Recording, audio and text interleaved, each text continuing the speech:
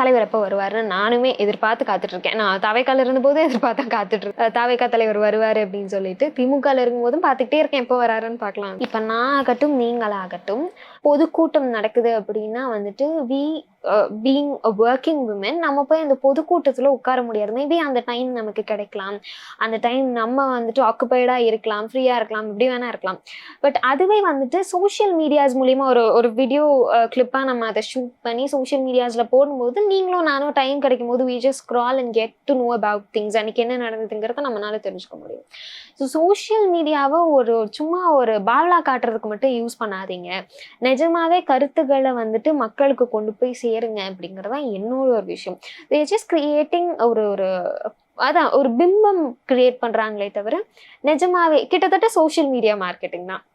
இன்னும் டிவிக்கே களத்துக்கு வரவே இல்லை. இவங்க என்ன வந்துட்டு நான் சோஷியல் மீடியாலேயே அரசியல் பண்ணிட்டு இருக்கேன்னு சொல்றாங்க. பட் நான் களத்துக்கு வந்தேன். ஆனா நான் களத்துல கொஞ்ச நாள் இருந்தேன். அதுக்கப்புறம் I got a barrier, I just took a break.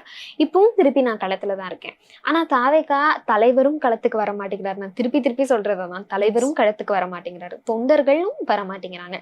First தலைவன் வரணும். தலைவன் வந்தாதான் தொண்டர்கள் வருவாங்க. தலைவர் எப்போ வருவாருன்னு நானுமே எதிர்பார்த்து காத்துட்டு இருக்கேன். நான் தாவேக்கால இருந்தபோது எதிர்பார்த்தா காத்துட்டு இருந்தேன்.